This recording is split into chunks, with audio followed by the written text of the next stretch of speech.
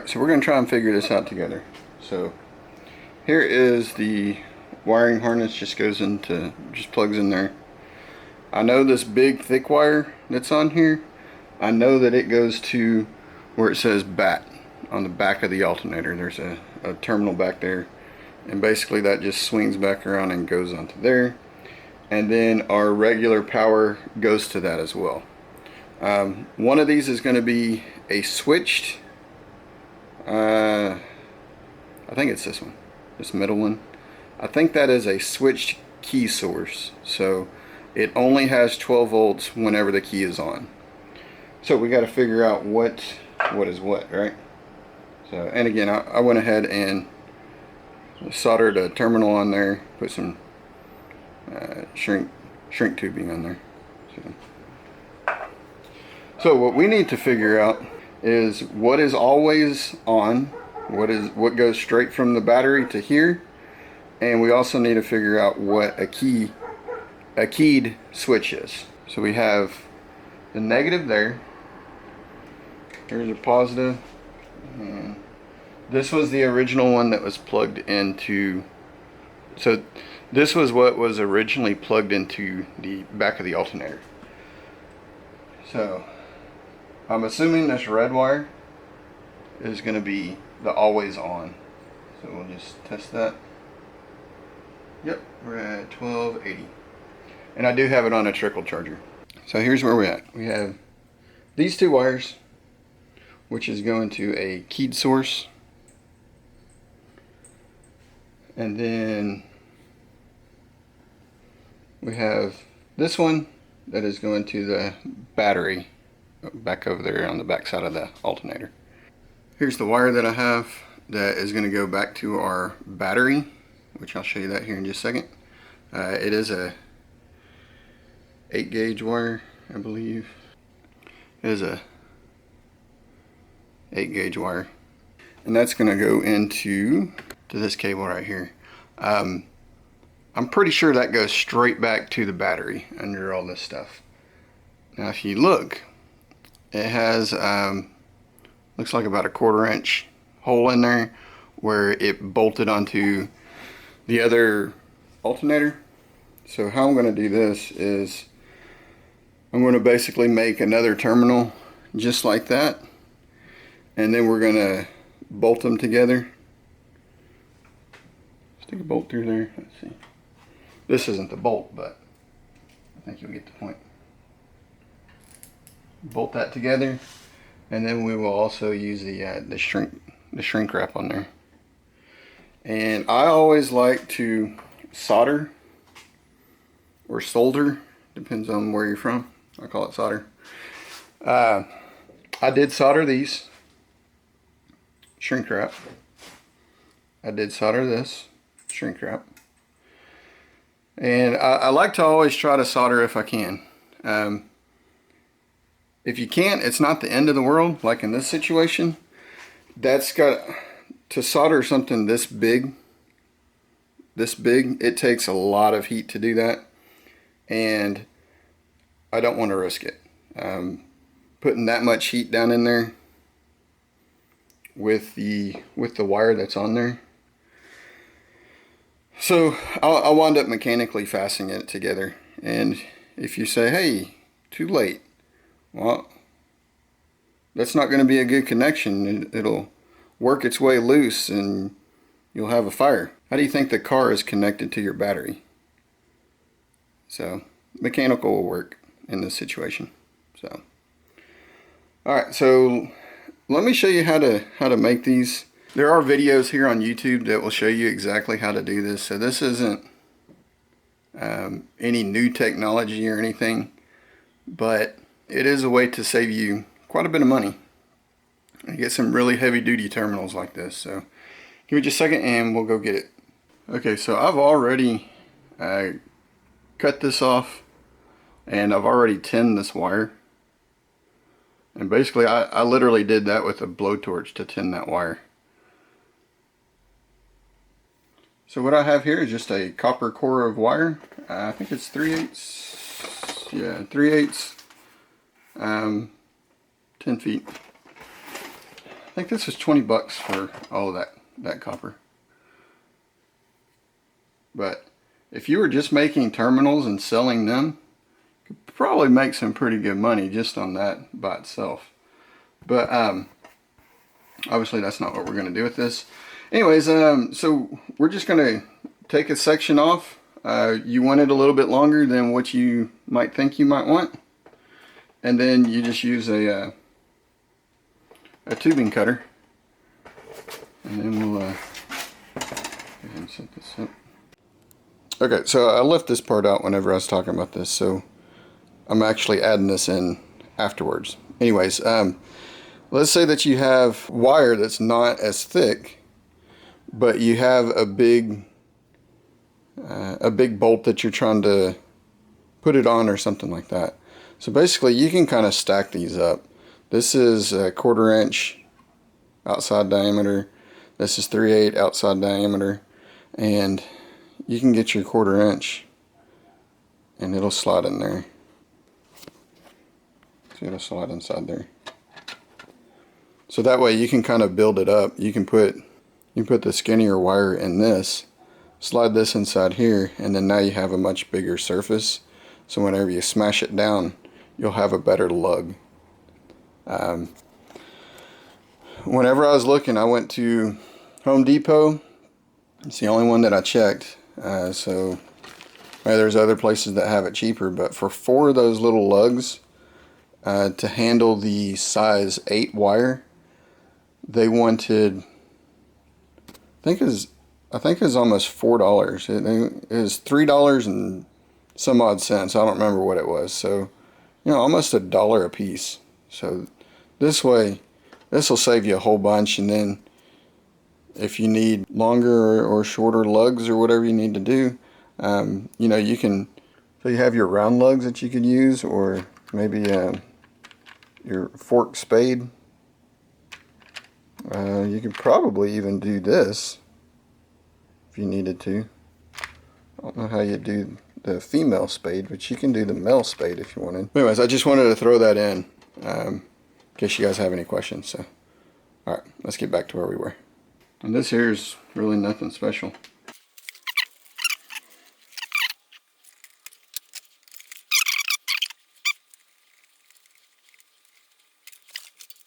There's our little piece of tube. Make sure it fits down in there first. Okay. And then you see about how far that's going to stick in there.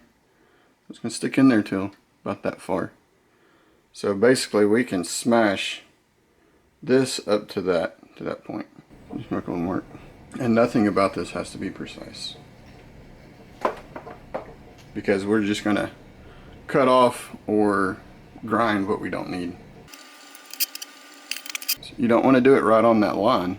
You want to do it just before that, because this is going to start to taper off, and then your wire won't be able to go all the way down in there. Now if you got a little built up frustration, you want to get it out just a little bit more. A couple small taps of that. So basically there's our terminal. You can drill a hole in there, and then if you wanted to, you can crimp this. They have, you probably crimp it with that and you'd be fine. But again, I like to solder whenever I can, and in this situation we can solder. So since we can, we is.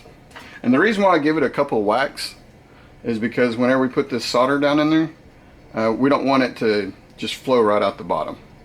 So whenever you give it a couple more whacks, that usually helps it seep down in there, or that makes sure that you have a good bond so it doesn't seep right out. So okay, and so this is just some soldering paste or flux, whatever you want to call it. So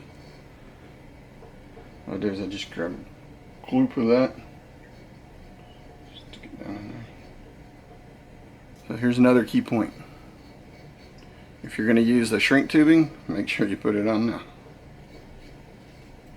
And then once you put it on, put it way at the bottom, because this wire will conduct some heat. Also want to coat this real good. And something else, when soldering, the best thing is always make sure everything is as clean as possible. So this has been sitting out. It'd probably be fine, but if you can prevent a problem, might as well prevent that if you can. So just clean off the metal, or the solder real good. You can see it looked pretty clean, but there's junk and stuff on there. So next thing I do is I just load this up. So it's kind of loaded up with stuff. So now's the fun part. Type fire. And this doesn't have to be just a screaming heat. It'll fizz and it'll pop up here and stuff, so you need to watch out for that. But as this melts down, you'll need to add yours in there. Oops. And we're going to fill this all the way up to the top.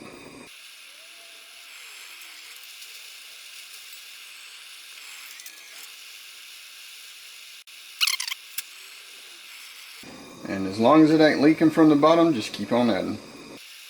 It's starting to come out the top. Now what we're going to do is we're going to grab this, and I already fluxed the end of that, remember? Kind of cleaned everything up. I'm going to heat this up just a little bit. Okay. Ow.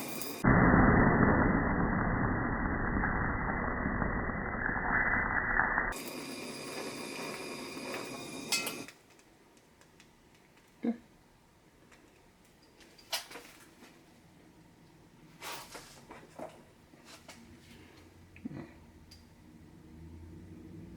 A little bit of a tug.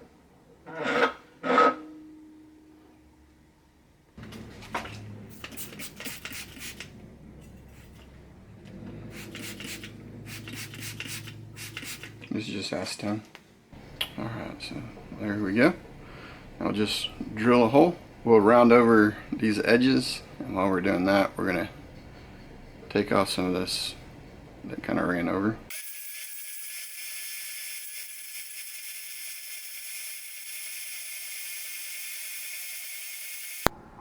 Alright, so here's what we're at. You can make this as symmetrical as you want to. I do want to make it a little nicer than the one that was on there before, so, or that's still on there that we're attaching this to. So next thing, we're just going to put it on the wire wheel. Okay, let's go drill a hole real quick. And also another thing, whenever you're making your connectors, make sure you have your wire oriented the way you want. If it's just bolting like this, no big deal, but if it needs to bolt up like something like this, that bolts straight flat down, and this bolts like to the sidewall or to something like that. Make sure that you have your terminals how you want your wire to lay naturally. It's just that'll prevent it from fatiguing. So, all right, so got a quarter inch drill bit.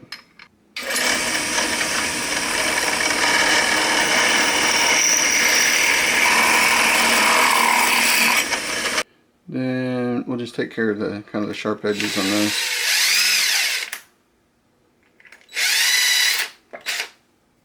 Yeah, that'll work. Alright, blow torch time.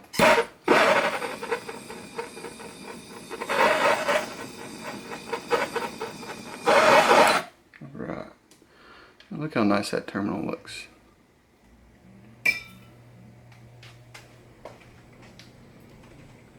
Let me know if you guys like this lighting or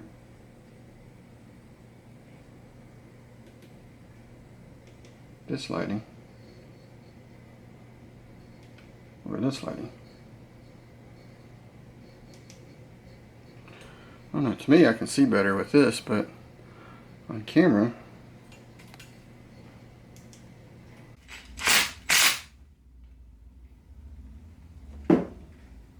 okay. I think this is the biggest one I got. It's a 1/2 inch. So hopefully,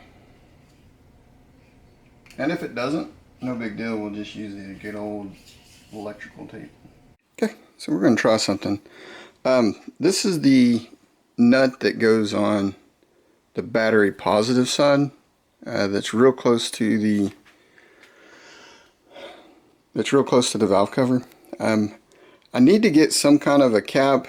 I don't know. It shouldn't ever be a problem, but better safe than sorry. So here's the nut that I have, and I put it on another bolt, and I put a little bit of painter's tape on top of that. Okay, so we're going to try it this way now.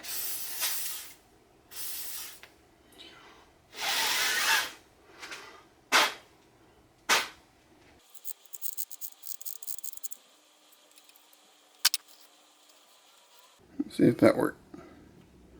We give that a little bit of time to cool off. It's actually coming up. Oops. Still hot under there. Okay. Now that we got that, we'll try to clean that up a little bit. And maybe paint it red, or I don't know, something. Alright, so here's that little piece. Paint's still a little bit wet, but you can kind of see how it is. It looks pretty crappy, to be honest. So if I can make this look better, I might use it. But since it's right on top of the, like in the engine bay, it's not going to be the easiest thing to see, but you will be able to see it fairly easily. So I'm probably not going to use it. I'm going to see if I can find something else. So now you're looking at this and you're seeing all these wires and you're like, what the heck is going on?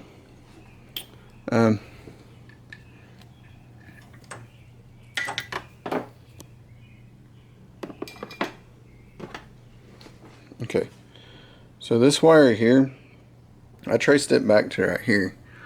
I think this is factory. Not 100% sure, but the wrapping that was on it is almost 40 years old, so I'm assuming that's factory. So I'll finish covering that up. I'll probably use the liquid electrical tape stuff, and then once that dries, I'll put tape around it.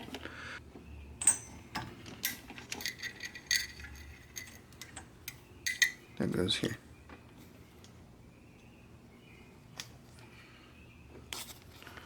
Okay, and then all I'm going to do now is just kind of wrap this up, make it look nice and tidy. Alright guys, well that's how you wire up that. I hope I had some tips in there that might help somebody out as far as getting the building your own terminals. Also how to maybe check to figure out what you have your constant hot, and then you have your switched hot, and then you have your idiot light, and that all kind of goes together. Maybe how to make the insulated cap that goes on the end of your nut so you don't have to worry about it grounding out or catching fire or whatever. I don't know. Anyways, hope y'all got a kick out of it. If you see that I did anything wrong, don't need to be rude about it. I'm all for constructive criticism.